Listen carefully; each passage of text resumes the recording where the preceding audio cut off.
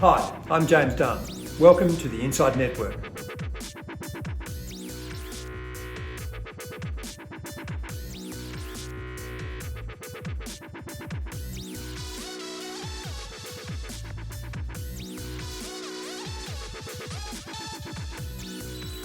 Welcome to INDepth, where my guest is Andrew McDonnell, Managing Director of Arrowpoint Capital. Welcome, Andrew. Thanks, James. Great to be here.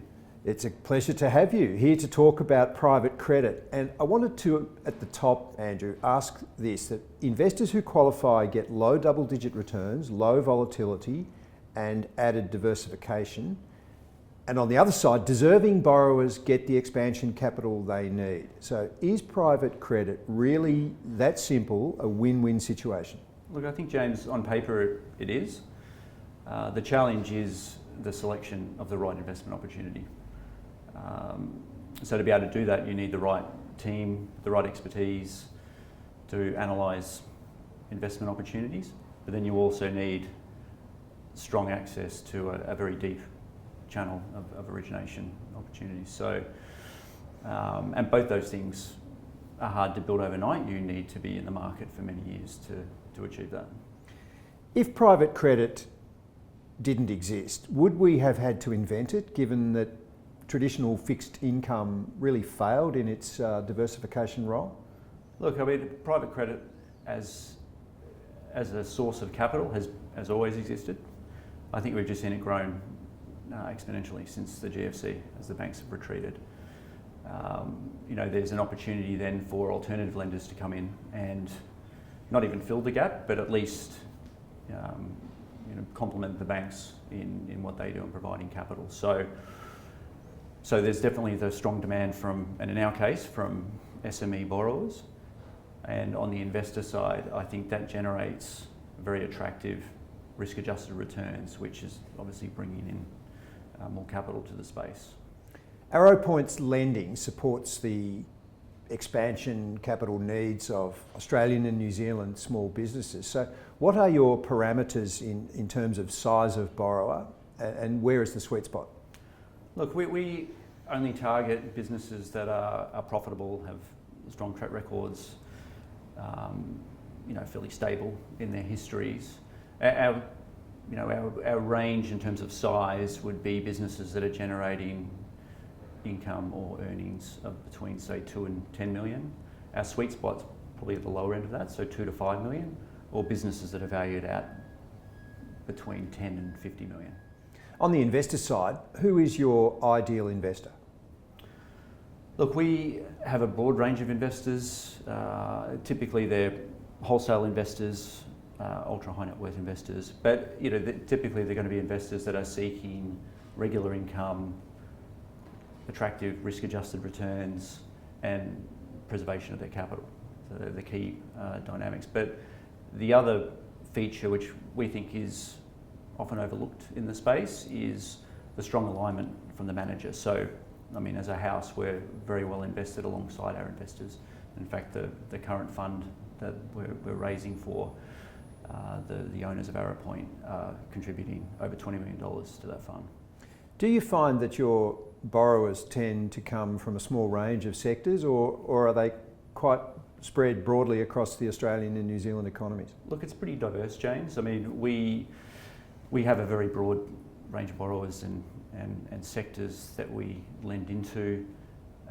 We are typically looking at more defensive type businesses, sectors, companies with a more specific or market niche in their product or service that they offer, to give them that defensibility. We avoid areas such as direct mining, property, lending to lenders, and we also have a very strong ESG focus. From where do your borrowers come in terms of deal flow and origination channels? Yeah, so I think one of the strengths of Arrowpoint is our very deep channels of origination, and that's having been in the corporate lending market for many years, both in banking and in the last several years in alternative lending. So we have very captive, you would term as proprietary relationships across advisors, private equity, entrepreneurial groups, and even direct to borrowers that are seeking capital. So we often get first look on opportunities, so there's not a lot of competitive tension on those opportunities. How long does your due diligence process generally take, and how quickly can you come to a lending decision if you feel you have to move quickly? Look, we run detailed due diligence on every opportunity, but we can run more efficiently, I think it's pretty confidently say, versus the commercial banks. So we're end-to-end 4 to 8 weeks in terms of a turnaround process, which is often a lot faster than a bank can move, and we can give a much higher degree of certainty as well, I think, compared to the banks. What's at the heart of that due diligence process? Is it that you have access to different kinds of data than the traditional lenders had, and does AI play a role in that process? Look, we go fairly deep, James, in our due diligence process. First and foremost for us, it's getting very close with the management team, the owners of the business, so we're working very closely hand in hand with the owners, and then we'll conduct a complete due diligence that covers financial, legal, commercial, other DD that we need to undertake. We also look to be well prepared for things that could go wrong, which is very important. So we want to be proactive if issues come up. So we've got a very strong network around us. And as I mentioned earlier, we have a very strong and experienced team and investment committee as well who support us on transactions. So we're very confident in our ability to assess pretty detailed credit opportunities. In terms of the number of deals you see and look at and that then proceed to a loan, what's the ratio there? Yeah, so we, without exaggeration, we would see 1 or 2 new transactions a day. So since we established Arrowpoint 3 years ago, we've seen I think 700 or 800 opportunities. That's probably been increasing over the last 12 months, and we've invested in 14 transactions. So we purposely have a very low conversion ratio, which I think demonstrates our ability to cherry pick the better opportunities from the market. What about any cash flow concerns for your borrowers as the consumers tighten the household spending belt? Are you seeing any concerns there?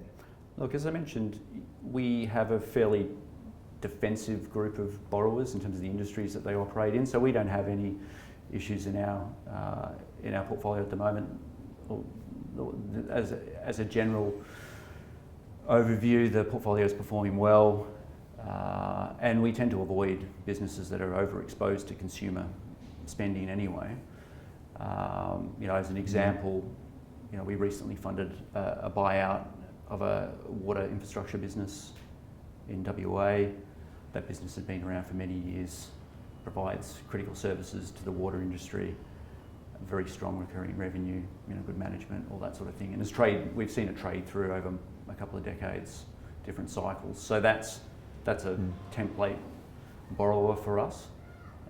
So we're confident that we'll continue as we go forward to be able to source similar high quality opportunities and also generate high returns, sort of the low double-digit returns to our investors.